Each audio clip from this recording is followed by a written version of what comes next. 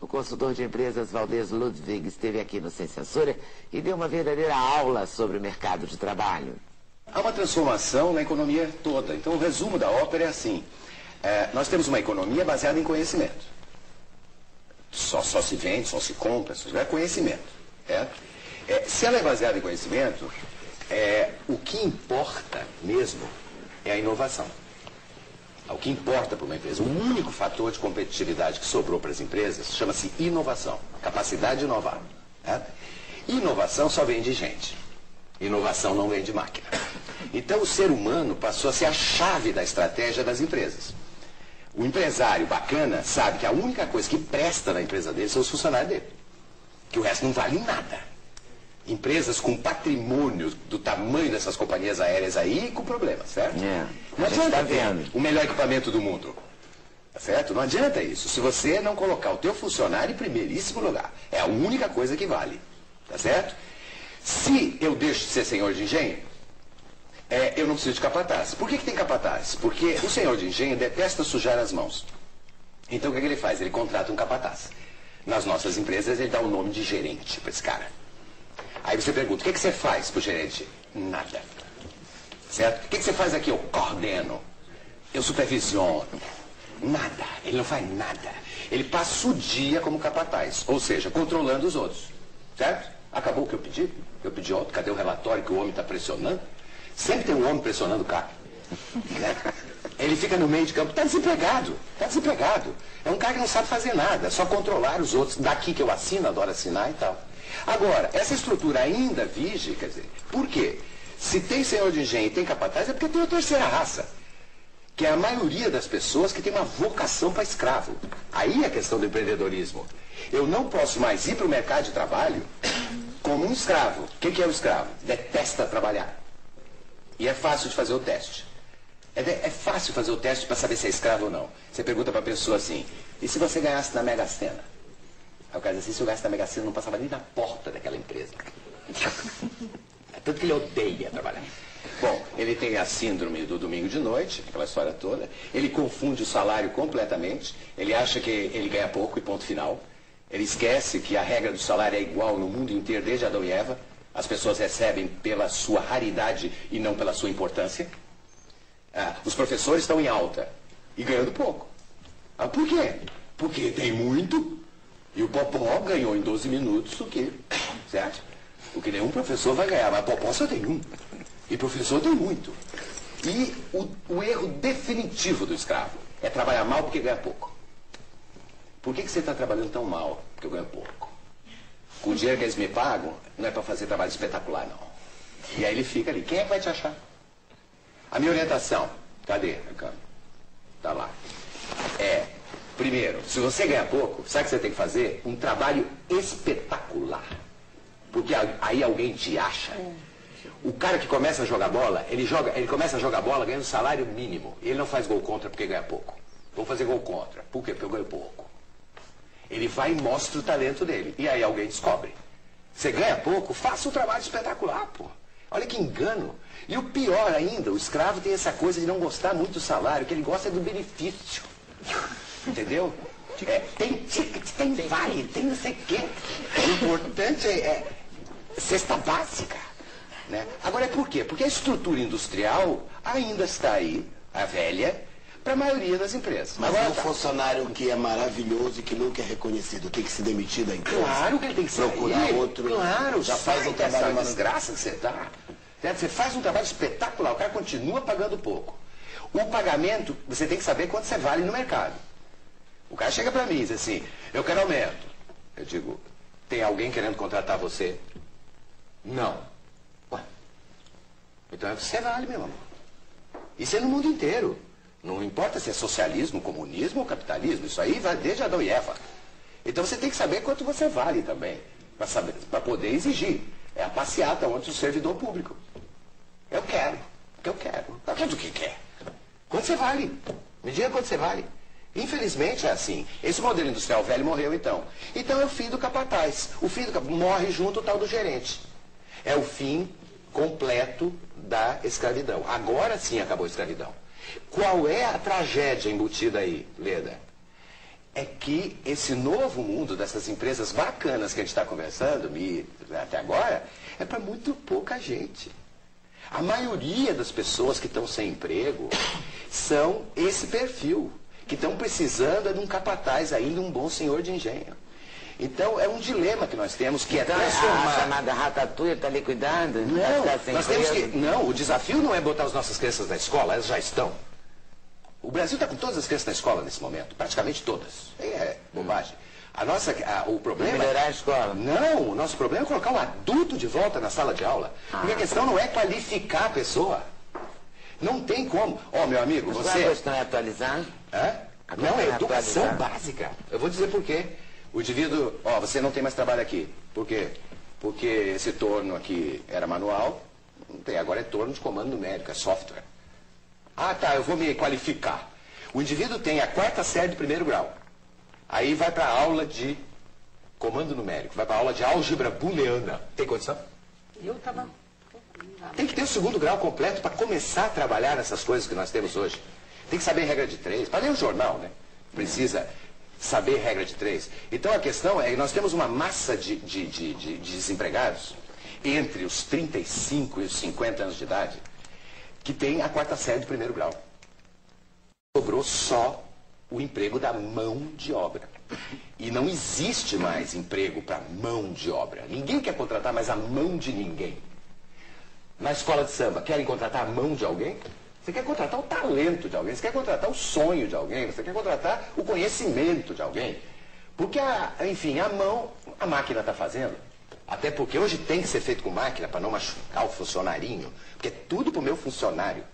As empresas bacanas são maravilhosas, porque elas já sabem disso. E aí demitem a gerentada velha. E aí tem a escassez absoluta no mercado. De quê? De líderes. A escassez total. A maior dificuldade de contratação, a Miriam sabe disso. Mas tirando o gerente, sobra o dono, não é isso? Que vai Só ter o senhor de engenho, Mas se ele não tiver talento para liderança, ele faz o quê aí? Normalmente ele tem, se ele já está tocando uma empresa bem. O acionista, o presidente... Porque ele vai ter que se relacionar com a equipe dele. Se ele não tem, deve se permitir contratar uma direção qualificada? E é o que está acontecendo. As grandes empresas hoje buscam o líder. O líder é o líder. A rotatividade de executivos hoje, presidentes de empresa, está da casa de, no caso dos Estados Unidos, 22% no último ano de presidentes foram embora, mandados embora. Presidente de empresa. Porque também existe uma irrealidade nisso, de um funcionário ganhar R$1.000 por mês. E o presidente, quando sai, depois de dar um prejuízo medonho, certo? Leva um bônus de 4 milhões de dólares. Absurdo. Quer dizer, esses absurdos estão ocorrendo, que ninguém sabe muito bem de onde vem esse talento todo dele. Então, o que nós precisamos? Empresários, cidadãos, conscientes, ecologicamente comprometidos para não acontecer o que aconteceu aí. Certo? É cadeia mesmo, que é para dar o exemplo, que é para eu tomar cuidado que isso dá cadeia. Não vai sujar o rio assim mais, não. É esse o empresário que se precisa. Esse empresário, ele não contrata gerente. Ele contrata líder, quando ele acha. Quando ele não acha, ele deixa a sala vazia. Porque prefere deixar vazio do que colocar um gerentão velho, um capataz. Certo? E trata de contratar empreendedores como funcionários. O perfil empreendedor. Para todo mundo entender o que é um empreendedor. O empreendedor, ele é como se ele tocasse uma empresa dele dentro da empresa de outro, quando se chama intraempreendedor. É uma pessoa que tem noção do negócio todo. O indivíduo é o assessorista da empresa. Se entra um cliente e diz, onde é que eu posso falar? Ele nunca responde, isso não é comigo, aqui eu só cumpro ordens. Ele diz, é comigo mesmo, doutor, o que, é que o senhor deseja? E sabe o valor da ação. Sabe o valor da ação dele, da ação da empresa e da ação dele. Sabe a política da empresa toda. Sabe quanto ele custa para a empresa e quanto a empresa paga e quanto ele gera de valor. Ele é um microempresário dele mesmo, até porque a carreira é pessoal, isso é uma outra orientação para as pessoas. Quer dizer, a carreira é tua. Não delegue a tua carreira para o teu chefe, muito menos para a tua empresa. Porque a empresa que você trabalha, ela não é desenvolvedora de carreiras. Ela desenvolve os negócios dela, onde a tua carreira é importante. A carreira é tua. Cada vez mais tua. Porque é conhecimento que você vende. Certo? Então, o empreendedor é um indivíduo que busca as oportunidades, ele percebe a oportunidade, ele é observador, ele corre riscos, adora correr risco, sem correr perigo. Então ele planeja. O planejamento é que está entre isso. Você pode correr altos riscos com pouco perigo. Claro. A palavra que está no meio chama-se planejamento. Então é um indivíduo que sabe planejar e, fundamentalmente, é um indivíduo que ama trabalhar. Trabalhar é uma dádiva, certo? É a Fernanda Montenegro. Como é que você quer morrer? No palco. Meu sonho é morrer no palco. Pergunta para os funcionários das empresas se o sonho deles é esse. Meu sonho é morrer eletrocutado aqui nesse escapo. Você pergunta para o escravo, qual é teu sonho? Aposentar. Porque daí eu vou. Aí eu falo o quê? Vai morrer? Que sonho besta de aposentar? Tem o sonho do artista. O sonho do artista é muito forte. Ele ama trabalhar. E às vezes trabalha numa coisa que detesta. Certo? Tem gente que odeia beijar na boca o inimigo e beija na boca no palco, não tem problema nenhum. Voltando à escola de samba, que eu citei ainda agora, por que um serralheiro tem um emprego numa empresa, uma serralheria, e fica praguejando com o patrão, faz um trabalho ruim e exige o ticket, podendo sair antes, e 37,1 de febre, é certo? Ele pede licença de 3 dias. Quando ele sai dali, às 6 da tarde, e vai para o barracão da escola, ele vai para qual função? Mesma. Se lá não tem ticket, lá não tem ticket, lá não tem nada. De noite, ainda por cima, o banheiro eu sei como é que eu já fui, é aquela coisa. E ele faz um trabalho espetacular lá, na escola de samba. Então não me vê que esse pacto primeiro tem que ter necessidades básicas resolvidas, depois tem que ter. É porque a escola de samba dá a ele a oportunidade de realizar um sonho. E a maioria das empresas, nem a política da empresa não está nem aí para os sonhos das pessoas. Mas o novo chefe está, né? É isso que eu escutei. Eu escutei antes de ontem, dessa empresa que eu citei ainda agora. Eu escutei. Eu estou preocupado com o sonho individual dos meus funcionários. A primeira pergunta quando o cara vem trabalhar é: qual é teu sonho? Para a empresa ajudar ele a realizar. Aí a empresa vai que vai, bacanérrima e tal. Veste a camisa, né? Eu estou muito agoniado com algumas coisas. Eu estou mais agoniado com essa obsessão pela formação, que não ajuda muito, não. Concordo. Você tem razão. É 400 MBAs, rosnando com esse negócio de formação. Tem que ter a formação. Obviamente que se você for engenheiro da NASA, meu amigo, começa no ITA, depois... Claro. Depende da função que está, mas parar com a obsessão. Vai atrás do que você é forte, certo? Esquece, gerencia o que você é fraco. Não minta em relação ao que você é fraco. Fala inglês. More or less, or a little bit. Não é nada. Você fala little bit é porque não fala nada. As empresas estão parando de investir no inglês das pessoas, porque descobriram que depois de 3 anos ninguém sai falando coisa nenhuma, que vira o maior social, a empresa paga o meu inglês. Aí vai pro inglês. E ninguém fala nada de inglês. Eu estou falando uma coisinha, cara. Eu não sou contra aprender inglês, pelo amor de Deus, todo mundo tem que aprender. E se a tua profissão exige o inglês, faz o curso, depois conversa com o pessoal do teu curso sobre qual é a melhor maneira de viajar para aprender inglês mais forte. Certo? Acho que tomar cuidado. Investe. O inglês é fundamental no seu trabalho, investe. Eu quero dizer, o que é fundamental hoje... Se é uma ferramenta, investe. O que é fundamental hoje é a capacidade inovadora. Agora, eu queria colocar um desafio aqui à mesa. Esse é o empreendedor. Ai, meu Deus. Onde está, na escola de 1º grau e 2º grau, o que eu falei que era o empreendedorismo? A escola está formando as pessoas para gostar de correr risco? Para perceber oportunidades? Para amar trabalhar? Não, nem um pouco. Nós não somos formados para ser empreendedor. Então todo mundo é empreendedor. Esse negócio. Eu não sou empreendedor. Eu não tenho dom. Todo mundo. Dom não existe. Para com isso de dom. O Mozart tinha dom para música. Um piano. Mentira! Mentira! Mas aos 6 anos ele tocava porque tinha um piano. Se não tivesse piano, cadê o Mozart? Eu estou dizendo que tem que dar oportunidade. O talento não vai acontecer. Tem que ter um piano por perto. Em algum momento a bolinha do Google chegou na frente dele. Mas primeiro passou pelo judô, pelo não sei o que, onde foi fracassando. As mães não, colocam a menina no balé. E deixam 10 anos no balé para a menina ficar na 4ª fila. E tem que ir lá gravar. Põe a menina no... Será que não faltou a bolinha de tênis para a menina? Tem que dar oportunidades às pessoas de mostrar. Ninguém nasce com nada.